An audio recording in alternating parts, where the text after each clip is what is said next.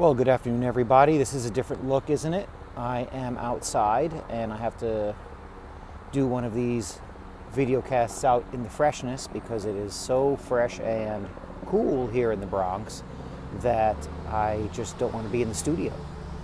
I also said I would keep you guys informed about the young man I'm tutoring. He reads at around a third grade level or so, yet he's a teenager.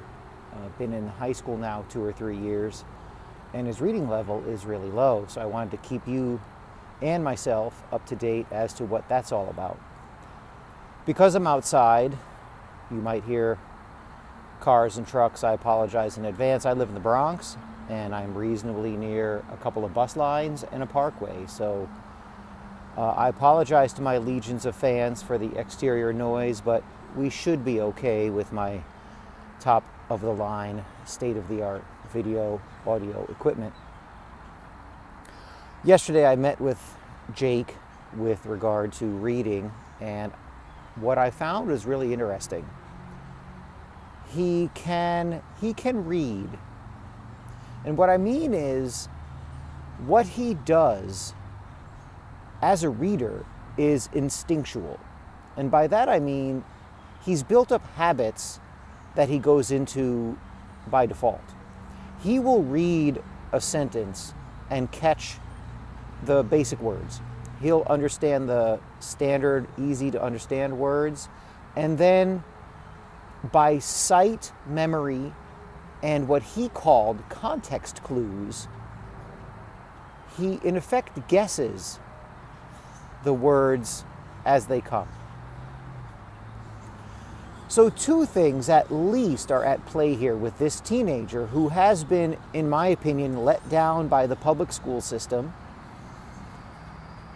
The 2 things are, and they're both destructive, that he does. These 2 habits. One of them is sight reading. And what you've got is the whole word method that was foisted upon America during the decade that destroyed the country, one of the decades, the 60s, in getting rid of phonics. And so what he does is he'll see a word and he'll see the beginning and recognize the beginning, and having remembered what he has read, he will then, from that context, he'll guess what the word should be, and oftentimes he's right.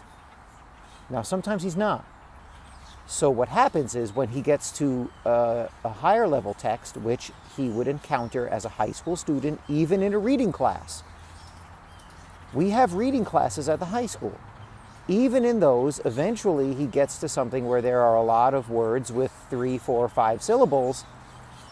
And he, rather than continually guess and smash against the brick wall, he just stops. He just shuts down. It becomes laborious. And so this sight word guessing business is tough. The other thing that happens, this other angle, this other path that he goes down as a reader, is a strange one because he understands so much. When he and I speak, we speak at a regular speed, we speak on complicated topics. We talk about various things going on in the world. We've talked about, I like sports, and he was a basketball fan and to some degree still is. And so we've talked about sports, we've talked about the school, we've talked about his reading, and it's a normal conversation. If you were to watch he and I talk,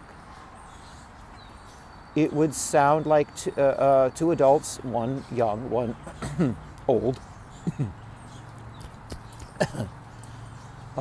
talking normally. You wouldn't look at us and say, "Oh, that one young man is impaired." It wouldn't come across that way. So his mind can go at 65 miles an hour on the highway, but his reading ability can only go 30. Now, I don't know the origins of this yet. I didn't say, okay, well, talk to me what happened in 3rd grade. He mentioned that he skipped kindergarten because he moved. So he kind of went from pre-K to first grade. But I don't quite understand how that would make his reading level low, unless, like I mentioned before, the system totally failed, which is possible. Totally failed this young man, and he didn't get proper reading instruction. It's possible. But I haven't gotten that deep yet. But he was speaking to me clearly about his early reading life, and that was the gist of what he was talking about. So the speeds are different, and there's on the same topic of his mind going 65 miles an hour and his reading going 30 is writing. And it's the same concept, this 30 mile an hour concept going when it comes to writing, maybe even slower. Maybe it's 20 miles an hour, because what happens is Jake will write. His penmanship is pretty poor. He's left-handed, but that doesn't mean poor penmanship. But the words that are difficult to access right away. For example, I asked him to write some basic words, and it wasn't much of a problem at all. But then I said, write maple syrup. And he just said no. I said, why not? I don't know how. I said, well, and the reason why he said no right away is because he couldn't see the word. He couldn't see the word maple syrup. There's those two words. So I said, well, what does it begin with? Of course, okay, M, mape, right? Maple, M, okay, M-A-P, and then, but L-E, I had to walk him through, right? Maple, the L sound at the end. He's like, L? Yes. Anything else? I don't know. An E, and the E is silent, and it makes the A long A sound.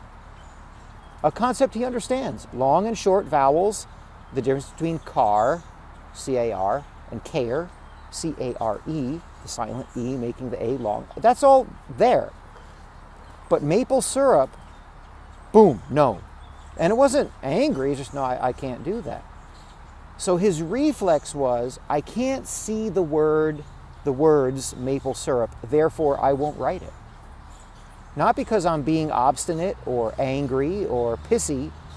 I don't see it. So I think I'm going to have to,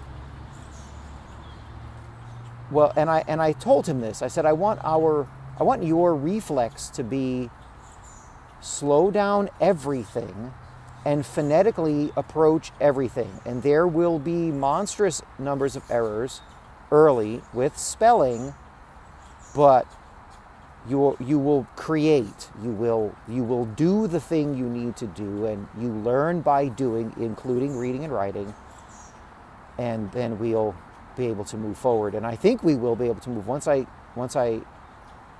work with him and we do this often, that those barriers will be broken and he'll be writing, albeit with mistakes, but those can be fixed.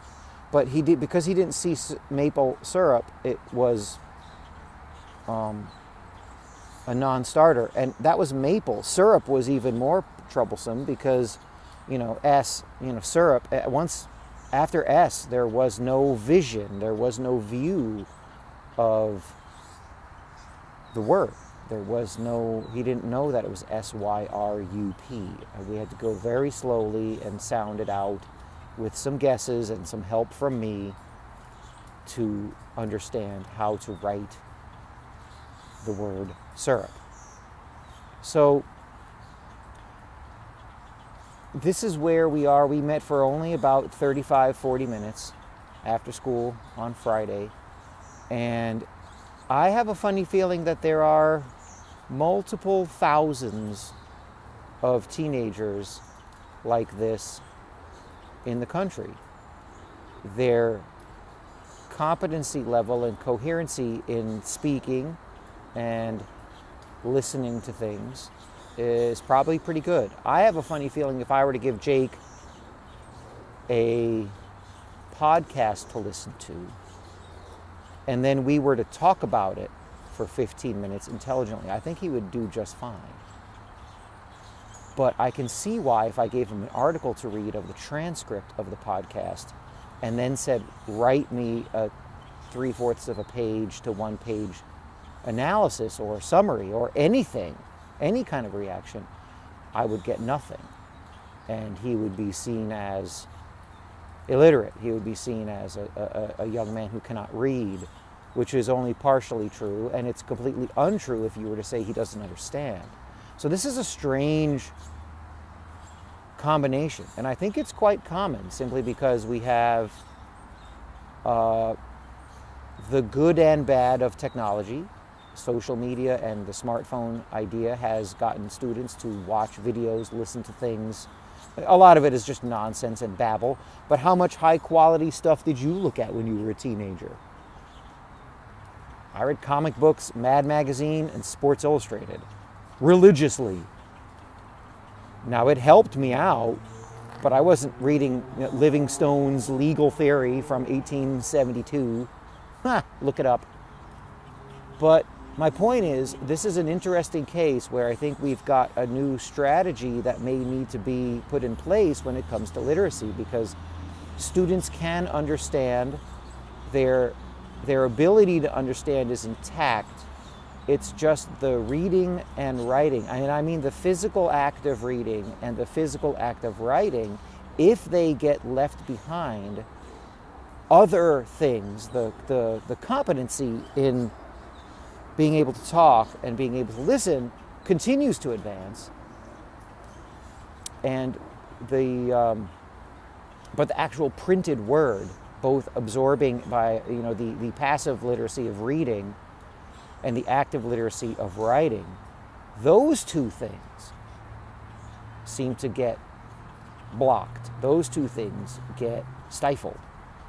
So it seems to me, and I'm going to talk to the reading teachers and see if they have the same theory, that that this kind of American teen, anyway, is what we've got. So that's where I am with my literacy project so far.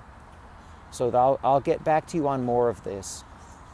And I urge you, if you see older students, if you're a teacher or a parent and you see an older student, and this seems to be the case, you can speak with that person, that young man or woman, and hold fine conversations, but then the handwriting and writing and the spelling is terrible or very low grade. And the same thing with the reading. It may be a case where you have to go back to basics and work with just those things, just those skills alone, and not go near the other ones because they're already there. And it's interesting, one last quick point, I mentioned spelling. Jake sees himself as a bad speller. It's like, I can't spell.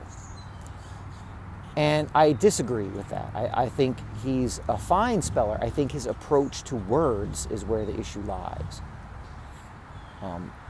I think that it's not the fact that he can't spell, it's that, he doesn't get even to the part of spelling when you get to complicated words, and he's trying to picture the word or grab the word out of the ether from the context clues. Those are his words, context clues. I come up with the words from the context, and I use the very beginning. So he's seeing things like it's a movie. So the context clues, and so then he doesn't even get a chance to spell because he's grabbing at air, trying to find the right picture of the word that he thinks is right from what he's heard and what of the beginning of the next word that he sees. So I'm going to leave it there.